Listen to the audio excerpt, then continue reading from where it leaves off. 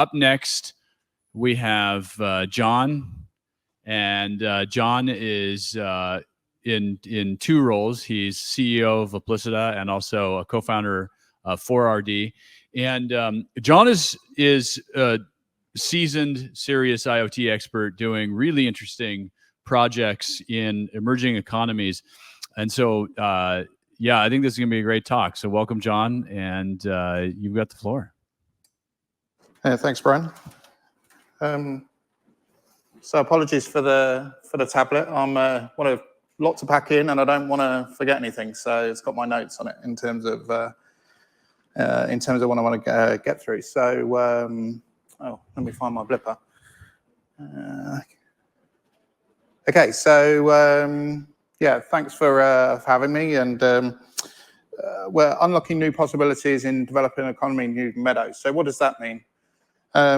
We've been using Meadow for quite some time and doing interesting things in finance and also in climate tech. So purpose of my talk today is to take you through how we're doing some of that, and hopefully it will give you some interesting things to think about. So my section one is just a little introduction about myself and what we've been doing at 4RD, and then I'll take you through the two main things that we're doing at 4RD. One is driving financial inclusion, and one is tackling climate change and actually turning that into an opportunity for people in developing economies. And then section 4, I've tried to sort of distill all my thinking around what it's like to deliver IoT in those particular environments, and how Meadow has really helped us out in that space. So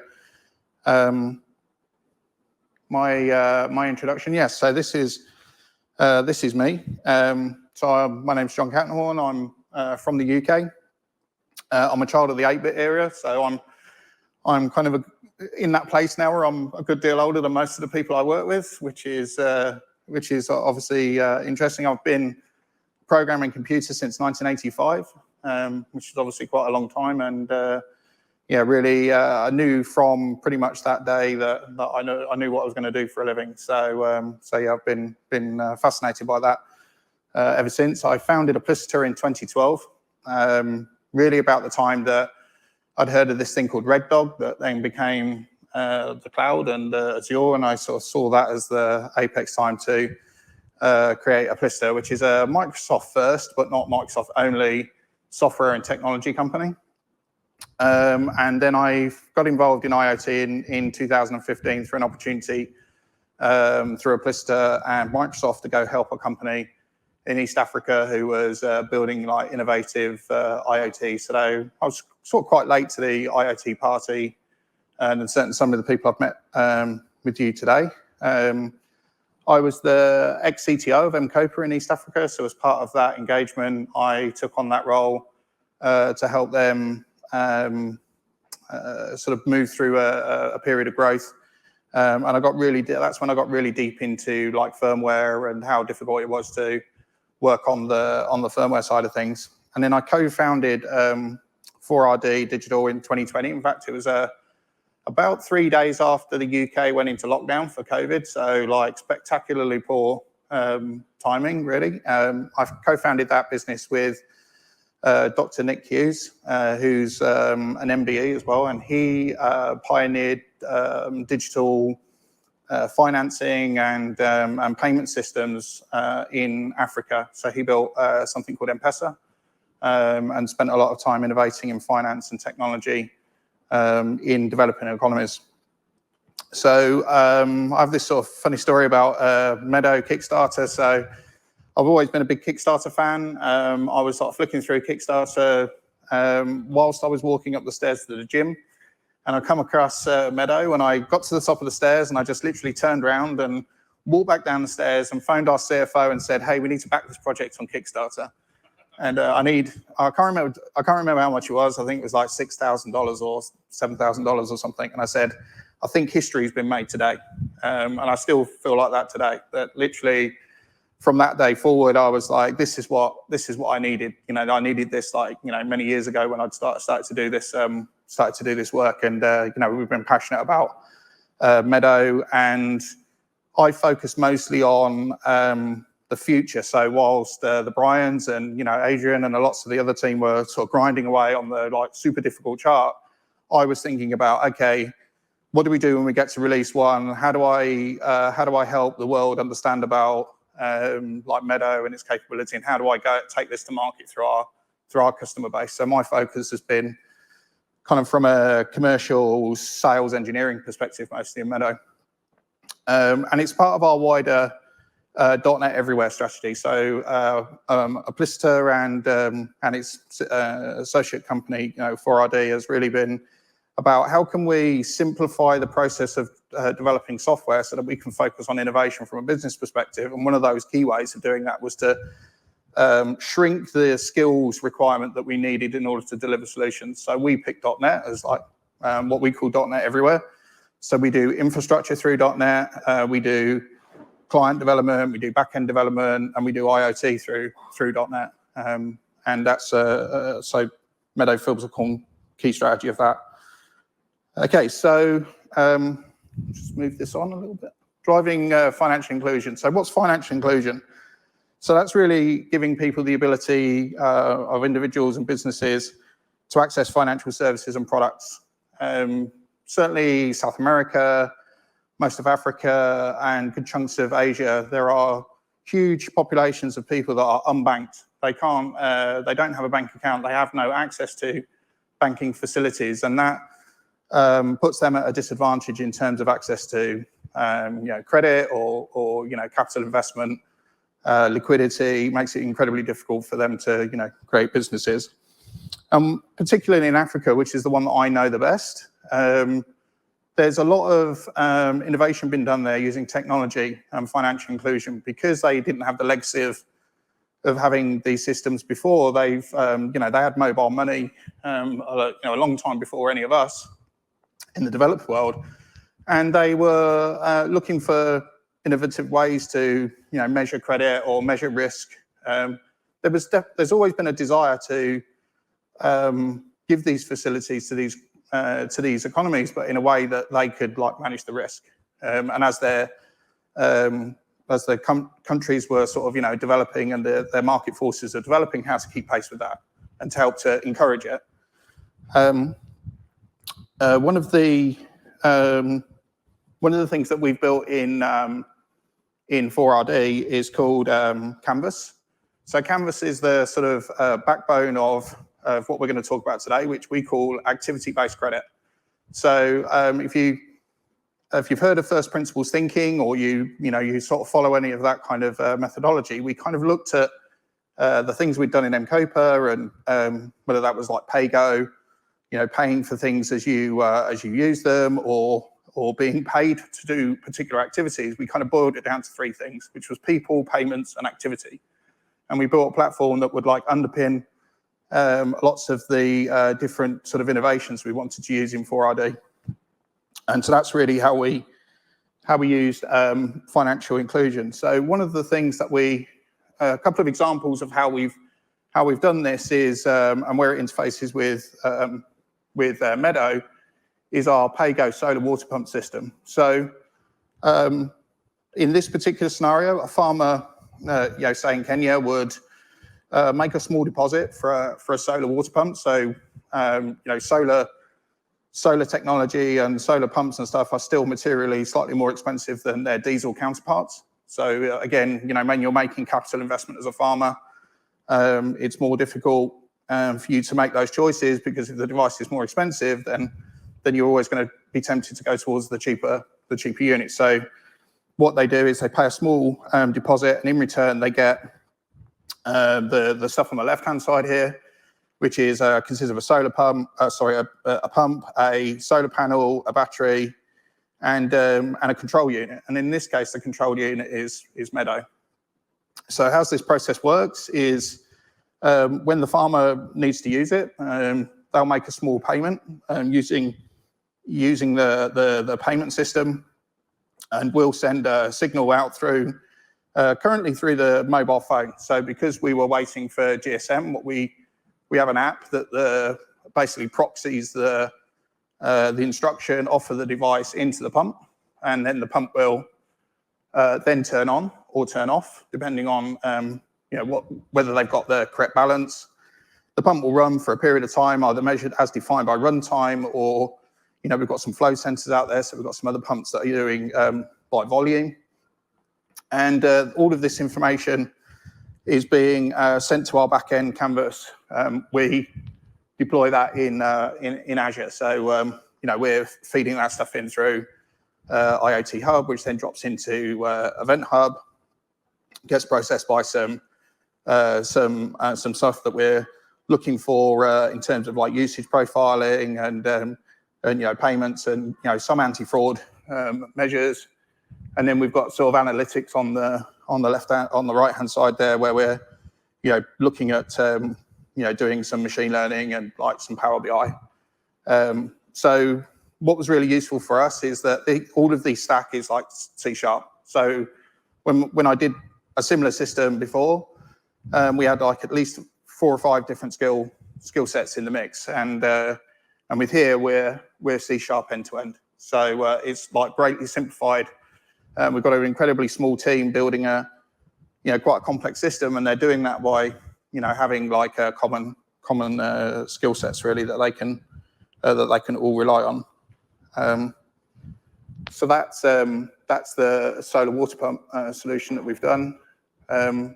And then there's the second solution that we put together, because doing one isn't hard enough. So we've is looking at climate change and social impact. So this is really about carbon offsetting.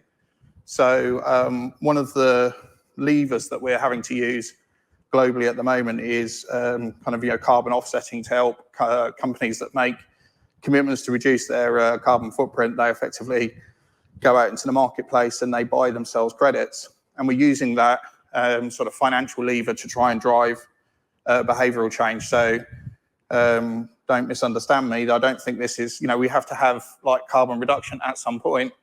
But whilst we're using the vehicle of carbon offsetting, we wanted to be able to encourage people in the developing countries that are developing economies who have got harder decisions to make, not to repeat some of the mistakes that maybe we made in the West.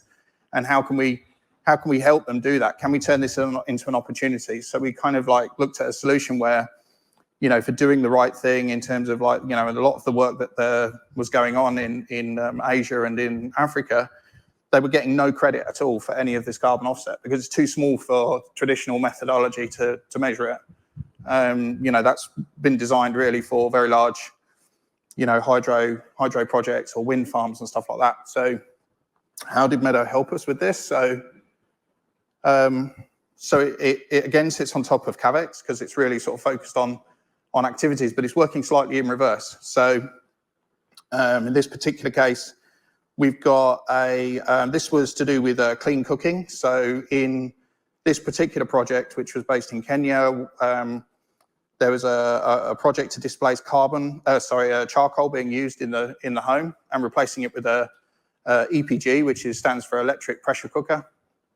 And what we wanted to be able to do was to be able to measure the electrical consumption of the EPG, because if you looked at the way that power is being generated in Kenya, I think it's about 80% of it is done through non-carbon methods, so it's sort of like through wind or hydro and geothermal as well. So we wanted to be able to count the consumption of the power so that we could then measure that activity, put it through some well-known science around the offset, and then be able to provide small credits of money transferred to the household for the use of that EPG. So we're trying to encourage people to use the cooker in the correct way, displace the charcoal, and then they get paid for that. So very similar sort of flow really.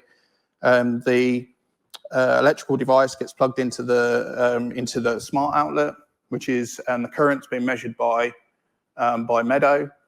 The householder obviously uses the cooker, and again we've built with the application that we've built, we've got twin routes to the cloud. So we've got one sort of disabled at the moment, which is the GSM connectivity from the smart outlet, because that's obviously still coming. But it like bounces the data out of the mobile app and then into the back end through Cavex.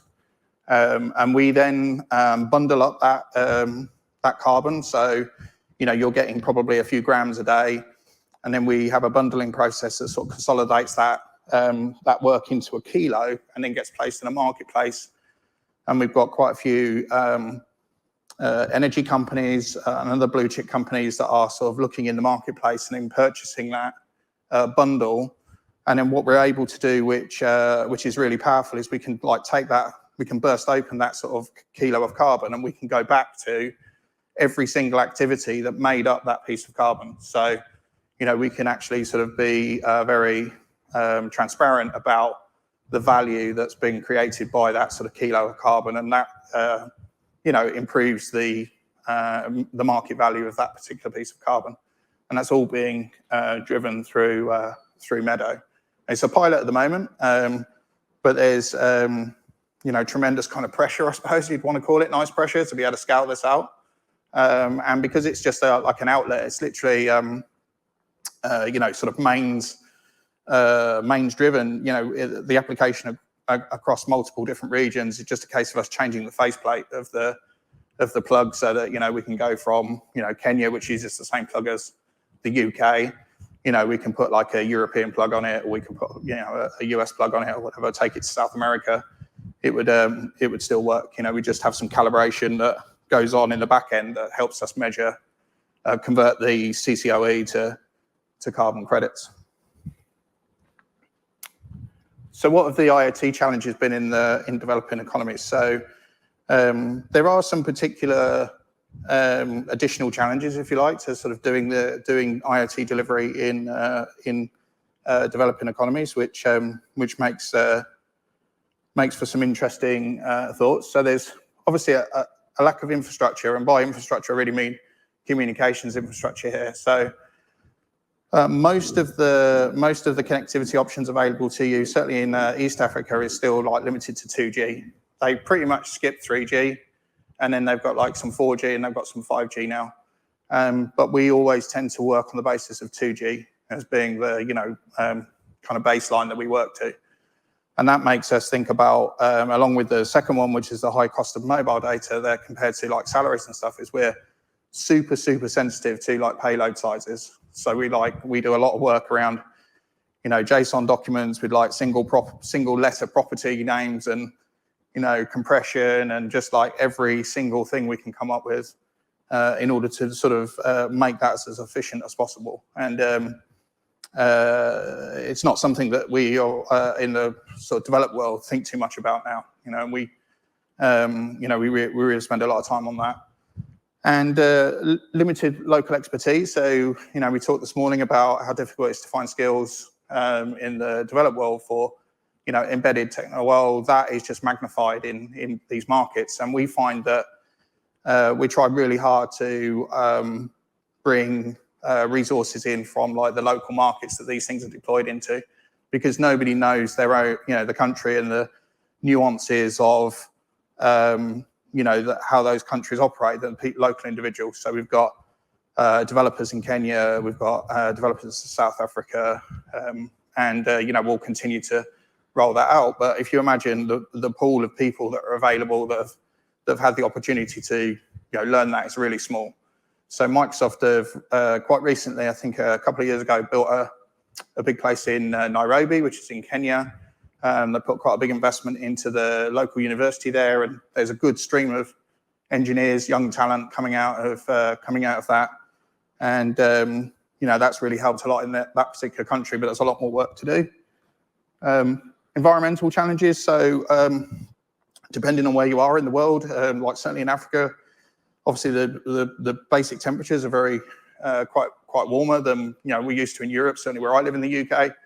And there's a lot more sort of dust, so we have to be sort of considerate for like egress of dust, so fans and things like that, anything that's kind of like moving parts and component boards and stuff. So we're quite sensitive to temperature, humidity, things like that. We measure that quite a lot, and it varies by country, but yeah, that's something we have to think about.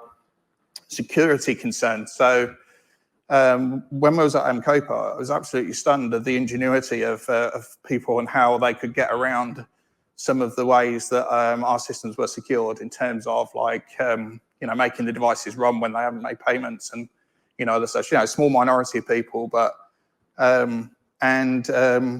when monies are involved, and I think this will become more important even as the value of carbon goes up, the incentive to do dishonorable things will increase. So we put quite a lot of work into the device itself, like anti-tamper. We have a light sensor in the box, for instance, so if you crack the box open, unless you do it in a darkened room, we'll get an alert to say that the box has been opened.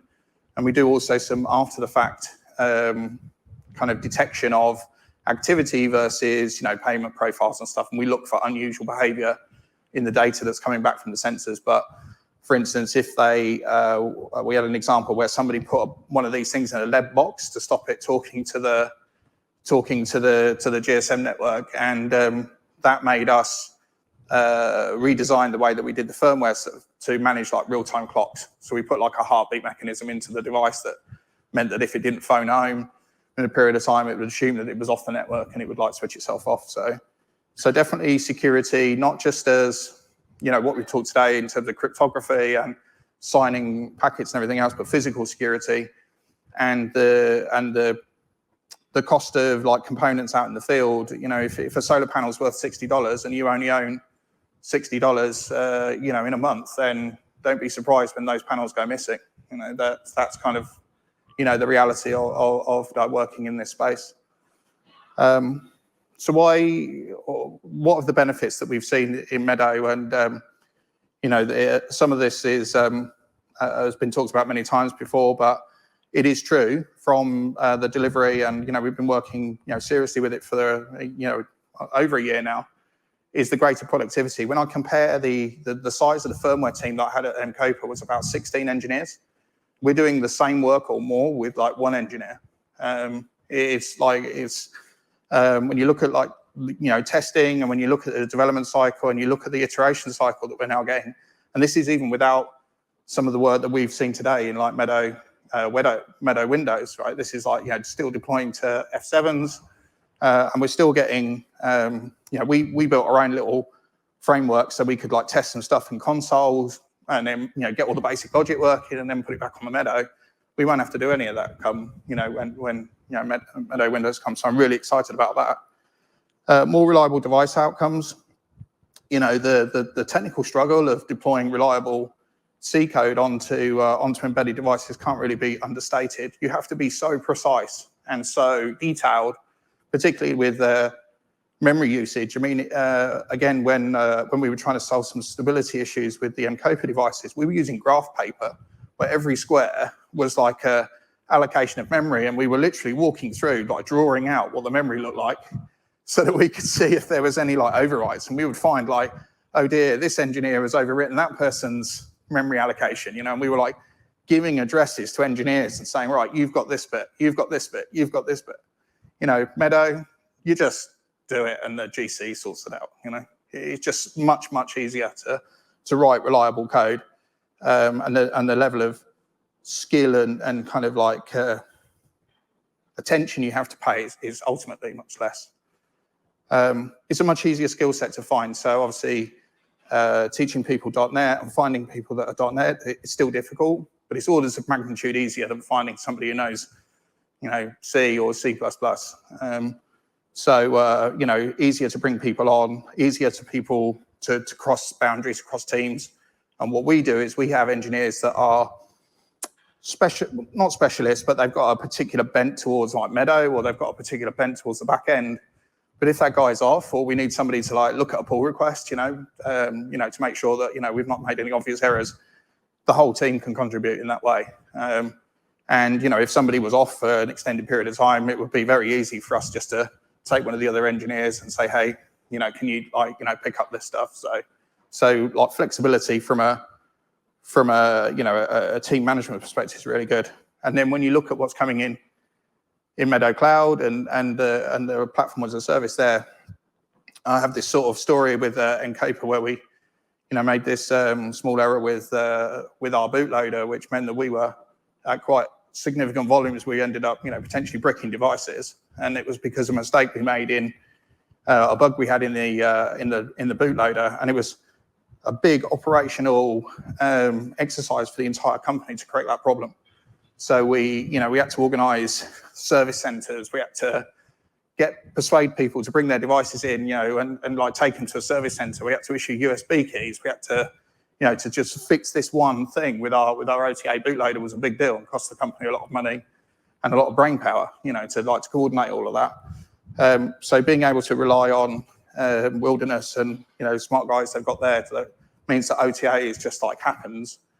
For me as somebody who's had to go through that pain of correcting those mistakes, it's really well appreciated, and it means you can just focus on the thing that makes your proposition unique to you. You don't have to worry about some of these other things which are distracting and difficult to build.